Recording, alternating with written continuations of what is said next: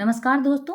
साहित्य की ओर में आज की कहानी है मृदुला सिन्हा जी द्वारा लिखी गई कहानी आंचल के बिना।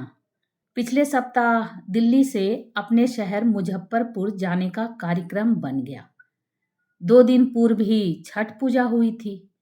दिल्ली से जाते समय मैंने ढेर सारे ठेकुआ, सेब, केला और सिंदूर प्रसाद के रूप में ले लिया। छठ के प्रसाद का बड़ा महत्व है, मांग कर भी लेते हैं लोग। मुझसे मिलने घर आई स्त्रियों को भी छठ का प्रसाद दिया, सिंदूर लगाया। मेरी बहन की 2 बेटियां हैं, अब वे भी सास बनने वाली हैं। उन दोनों को मैंने सिंदूर लगाया। ठेकुआ, केला, सेब अंजूरी में लेकर खड़ी हुई। उनमें से एक ने अपनी अंजूरी बढ़ाई। मैंने कहा, छठ का प्रसाद तो खोइचा में लिया जाता है। वह आगे पीछे देखने लगी। दरअसल उसने साड़ी पहनी ही नहीं थी, तो आंचल कहाँ होता। हंसने लगी। उसकी नाइटी ढीली ढाली थी। मैंने कमर से ऊपर उठाकर खोइचा बना दिया। कहा, लो इसी में लो, यही आंचल है तुम्हारा। फिर क्या था, हमारे बीच आंचल ही चर्चा का विषय बन गया। वहां बैठे स्त्री पुरुषों को अपनी दादी, माँ, चाची या घर में काम करने वाली दाइयों के भी आंचल स्मरण हो आए। मैं इस निष्कर्ष पर आई कि स्त्री के वस्त्र साड़ी की लंबाई इतनी बड़ी करके उसमें बड़ा सा आंचल रखने की परंपरा इसलिए रही होगी कि उसकी ममता विस्तार लेती रहे। पुरुष भी लगभग उतनी ही लंबाई की धोती पहनते थे, पर उसमें आंचल नहीं था। साड़ी का आंचल साड़ी पहनने वाली का भी था और नहीं भी, क्योंकि उसके आंचल का इस्तेमाल बच्चों के लिए अधिक होता था। हमारे चौके में एक बर्तन हुआ करता था जिसका नाम था बरगुन्ना। शब्दों की उत्पत्ति और अर्थ ढूंढने के आग्रही मेरे पति ने बताया था, इसके 12 गुण हैं, यानी 12 उपयोग हैं। मैं समझी नहीं थी, पर अपनी दादी के साथ बचपन में गंगा स्नान जाने का प्रसंग स्मरण हो आया। तब तीर्थ यात्रा पर जाते समय सारा खाने पीने का सामान साथ जाता था। उसमें चूड़ा, सत्तू, ठेकुआ, कसार, फास्ट फूड ज्यादा होते थे। कच्चा माल, चावल, दाल, मिर्च, नमक भी। मेरी दादी ने सारा सामान एक बोरे में कसवाया। दादाजी ने कहा, आलू रखवाया कि नहीं? दादी झल्लाई, आलू वहीं खरीद लीजिएगा, अब बोरे में जगह नहीं है। दादाजी नहीं माने, बोरा खुलवाकर आलू रखवाया। दादाजी के साथ नोक झोंक में दादी का बरगुन्ना ही छूट गया था। कुछ दूर जाने पर उन्हें याद आया। दादाजी झल्लाए, अब बरगुन्ना कहाँ रखा जाएगा? दादी बोली, बरगुन्ना ही नहीं जाएगा तो चावल, दाल और आलू का क्या होगा? दादी ने रामलगन के सिर पर रखा बोरा उतरवाया और उसे वापस भेजा। वह घर से बरगुन्ना लेकर आया और सोनपुर मेले में मैंने देखा बरगुन्ने की करामात। दादी उसी में चावल दाल धोकर केले के पत्ते में रख लेती, उसी को चूल्हे पर चढ़ाकर खिचड़ी या बारी बारी से दाल चावल और सब्जी बनाती, पत्तल पर उझलती जाती। रोटी पकानी हो तो उसमें आटा गूंथती, उसको पलटकर रोटियां बेल लेती, उसे चूल्हे पर चढ़ाकर रोटियां सेक लेती। एक बरगुन्ने के कितने काम। अपने बचपन से मन को लौटाकर मैंने पति का समर्थन किया। सच, बरगुन्ना के 12 गुण हैं। फिर मेरे पति के मुखारबिंद से ही ज्ञान प्रवाहित हुआ। आंचल भी समझो बरगुन्ना ही था। मैंने उनकी बात काटी। रुकिए, ऐसे कैसे मान लूं? पहले अपनी माँ का आंचल याद करने दीजिए। वहां 4 महिलाएं ही बैठी थी। चारों मेरे सहित अपनी दादी नानी माँ के आंचल स्मरण किए।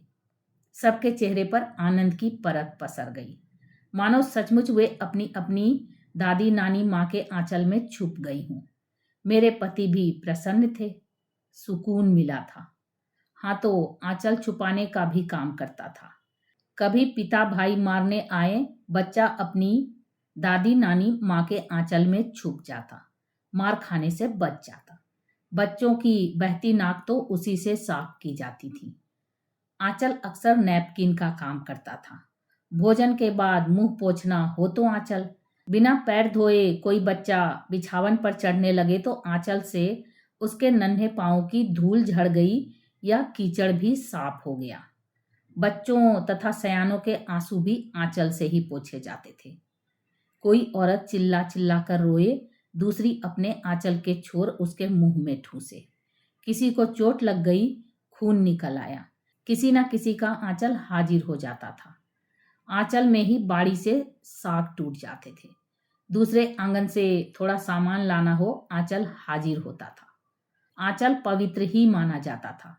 देवी देवता का प्रसाद अंजूरी में लेने की परंपरा नहीं थी। क्यों? यह जानने के लिए फिर अपने खोजी पति का सहारा लेना होगा। देर हो जाएगा। आंचल में ही प्रसाद लिया जाता रहा है। उस खोइचा का तो बहुत महत्व है। खोइचा बनकर तो आंचल प्लास्टिक का बन जाता था। खोइचा में 2 से लेकर 200 बीघा जमीन तक मिलते देखा सुना है। स्त्रियों की ममता जैसे विस्तार लेती है, वैसे ही उसका आंचल भी विस्तार लेता रहा है। आंचल ममता का ही प्रतीक है।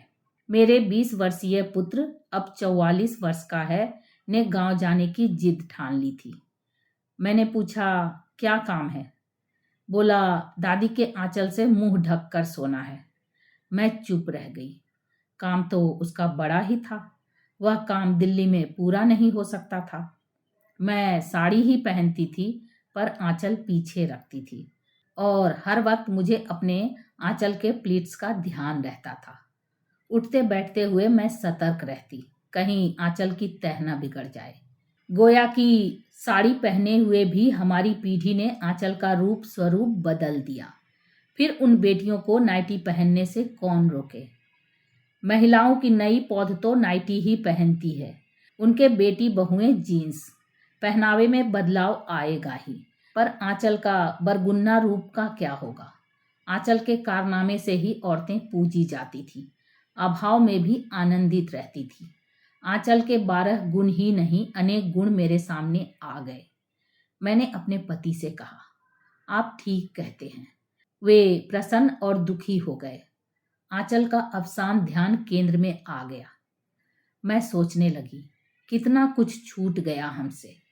तभी मोबाइल की घंटी बजी। मैं उषा किरण राय बोल रही हूँ, बनारस से। आपको एक राष्ट्रीय गोष्ठी का उद्घाटन करना है। विषय है समाज निर्माण में स्त्री शक्ति का योगदान। बोलना पड़ेगा ही, बोलूंगी। स्त्री तो शक्ति है, इसके बिना शिव भी शव है। यत्र नारीयस्तु पूज्यन्ते रमन्ते तत्र देवता। नारी तुम केवल श्रद्धा हो। अबला जीवन, हाय तुम्हारी यही कहानी। आंचल में है दूध, आंखों में पानी। विद्यापति का वह गीत, छोड़ू कन्हैया मोरा आंचल है, फाटल मोरा साड़ी, और फिल्मी गीत, छोड़ दो आंचल जमाना क्या कहेगा। बेटियां ठंडी हवाएं हैं, बहुत कुछ है बोलने के लिए, अल्फाजों के क्या, जुड़ते जाते हैं। एक बार माइक हाथ में आए फिर क्या है। विवाह, परिवार, समाज ही नहीं, जल थल नभ पर सबकी पहुंच के बारे में बोल लूंगी।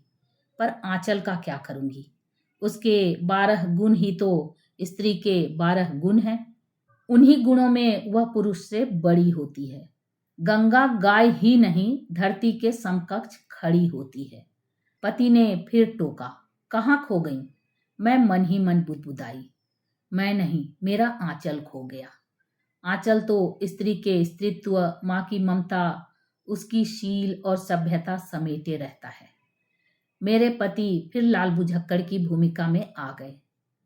अरे, साड़ियों में लिपटने का समय चला गया। एक अत्याधुनिक महिला के बारे में बोलिएगा, घिसी पिटी बातें छोड़िए।